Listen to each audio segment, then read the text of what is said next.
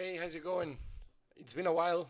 As always, I've been grinding. When I'm not recording, I'm grinding. I'm trying to do other stuff, and yeah, when I run out of things to do, which it's not a normal thing, then I have to think. I have to do something else, and that is when I do more content.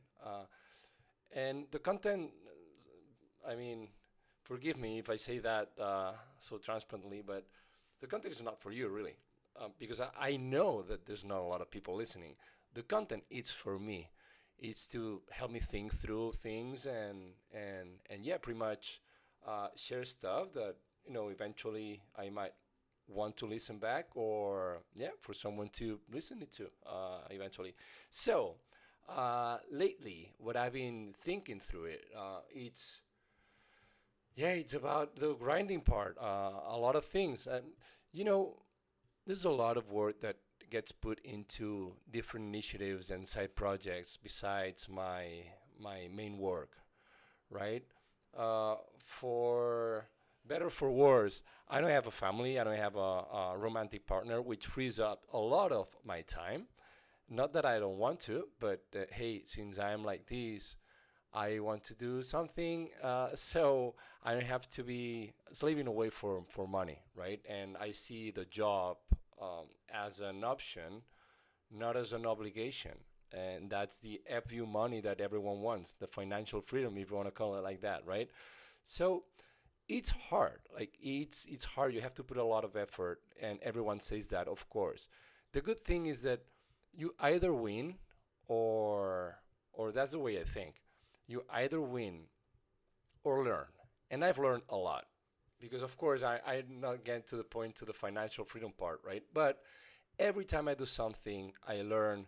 Every time I do something, I earn some experience that even if I don't, you know, found a company, a startup, or something that it's gonna make me financially healthier.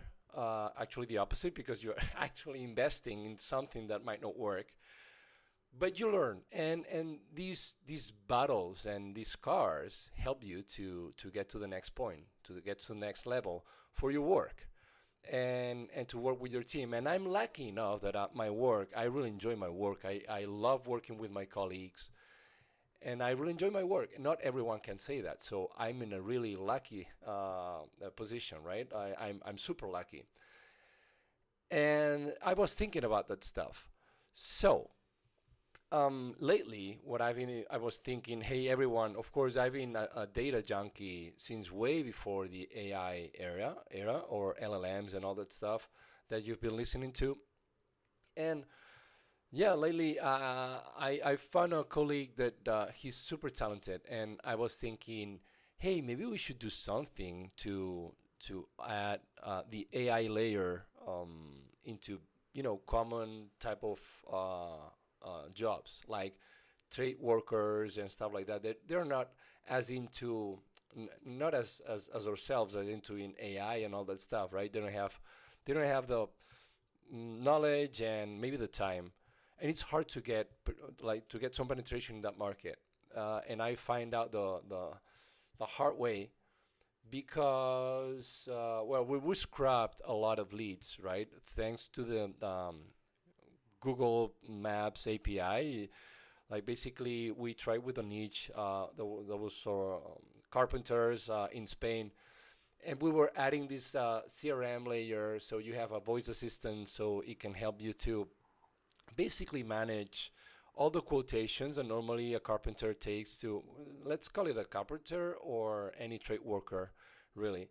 And and yeah, like there's a lot of work in terms of time to get some measurements and um, thinking through the type of projects that the people want. That eventually you get the quotation of the pricing or pricing estimates, and those works might not be confirmed, right?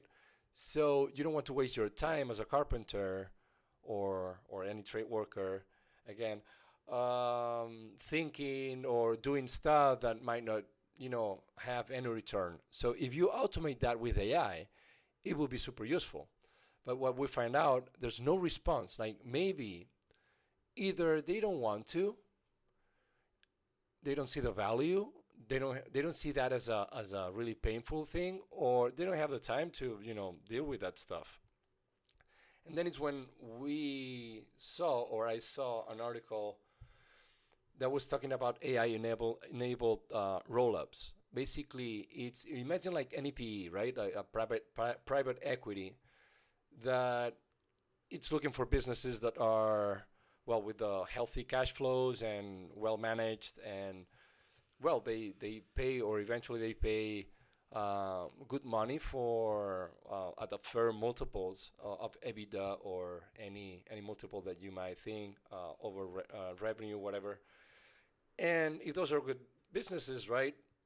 If you own those businesses because your partners or the investors allow you to have a big enough fund, you can purchase good companies that can become great companies with wider margins thanks to applying AI. This is theoretically, right? Like the theory says that. In practice, I bet that it's way more complicated than that. But it's worth exploring. There's I always, everyone says that, at least in the company, not in the company, but in the world, right? Like, oh, there's a lot of money flowing out, like flowing. There's a lot of people with money, and they don't have good opportunities to put the money in. So you need really good operators, you need really good people that it's gonna be looking for, yeah, the best return on the money that those investors are putting in. So that is a good thesis of a company, and that's why we pivoted towards that, like trying to offer services to AI-enabled rollups, and maybe become one if we get to find investors to fund the whole operations. But of course, we need deal flow. Deal flow meaning a lot of companies to track a lot of companies that eventually we see something that it's at a fair valuation and we can purchase and then make it way better thanks to the AI layer, right? So sorry that not sorry, but thanks for the patience here, because I don't know if everyone that is listening to this is familiar with AI and it's familiar with finance, which is, I'm kind of going across business, finance, and AI, but it's a really interesting topic to think about.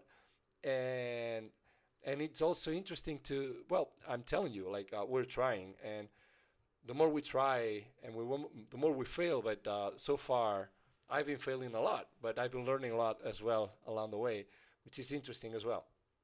And I think it was over 200 leads, cold leads, via email, via WhatsApp, no response. And that's why it kind of the thinking process was, if nobody is responding, it's either not a big problem, meaning like the carpenters like having this problem on quotations or price estimates that are given to potential clients. So why not purchase those businesses if those are healthy businesses, and then force yourself as operator to add this AI layer, right? And that was the thesis of this, yeah, of this content. Just gonna put it out there. If you have any questions, any suggestions or anything, like feel free to reach out to me. If you're curious, like the web, it's hedra.tech. That's HEDRA.tech. And yeah, like let me know if you're interested in knowing a little bit more about that stuff.